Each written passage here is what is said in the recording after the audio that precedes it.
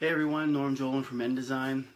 What I was going to talk about today is different file formats, or file types actually. There are a lot of different types of file, there's a lot of different file formats out there, like, and you know them by their dot extensions, so like EPS, JPEG, PDF, PNG, TIFF.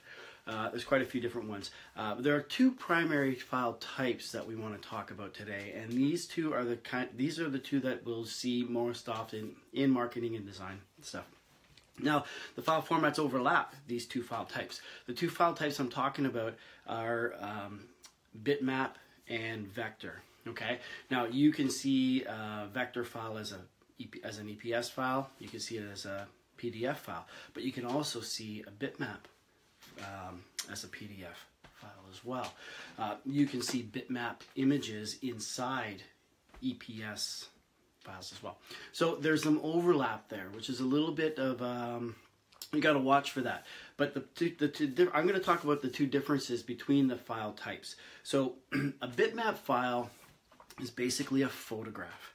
It's made up of dots or pixels, depending on the format that you're looking at. They're the same thing.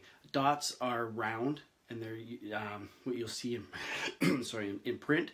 Pixels are square, and you'll see them for on-screen stuff. So if you're working, say, in Photoshop, for example, you're going to be looking at pixels. They're going to be square dots, basically.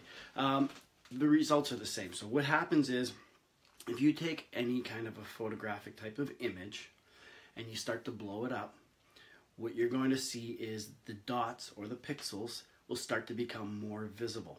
The bigger it gets, the more visible, the more visible the dots or pixels become. Now, which is a problem, especially with your branding. You do not want to have a logo that is made out of pixels in print applications. Now, vector format is a little different. What it is it's a series of points that are connected by a line. So how this works is, and then it's filled with color. So if it's a box, it's 4 points connected by lines and then filled with color. Now, how this works is, if you have a vector file and you enlarge it, what you're doing is simply increasing the distance between the points. So the lines are just getting longer. Okay. Now the lines can be straight or curved. Doesn't matter. That's how you form all your different types of shapes. And the colors can be different too. It can be a solid color, it can be gradations, whatever. But the point is, you take this vector file and you enlarge it. All you're doing is increasing the distance between the points, which is just making the lines longer. So there's no quality loss, as opposed to bitmap, where the more you enlarge it, the more you see the pixels that make up that image, which means you get a quality loss. So when you're working with files like this, you want to make sure that if it's something that's going to print, ideally you want a vector format for print.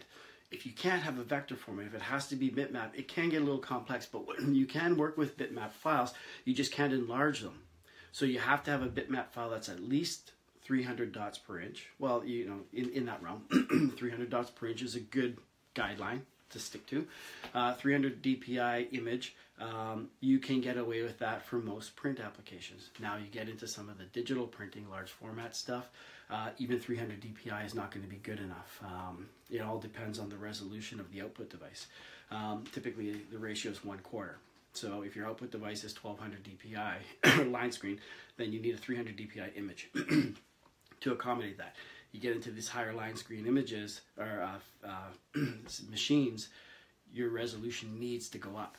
Now, if you're working with a vector file, none of that matters. You can take your file and you can enlarge it the size of a house, and it's still going to look just as good as it does 2 inches in size. So when you're working with print files, you want to use vector whenever you can. On-screen stuff, you can work with bitmap for websites and things like that. Bitmap is the ideal way to go. When you're dealing with photographs, you don't have a choice. It's going to be bitmap. The key with bitmap is you just don't want to enlarge them. Use them at the size that they're meant to be used at 100%. As soon as you start enlarging them, you're going to run into problems. So that's the difference between bitmap and vector files. I'm not sure what we're going to talk about next time, but for now, that's what we're going to leave you with. Again, I'm Norm Jolin from InDesign, Genius Marketing, Wildly Creative.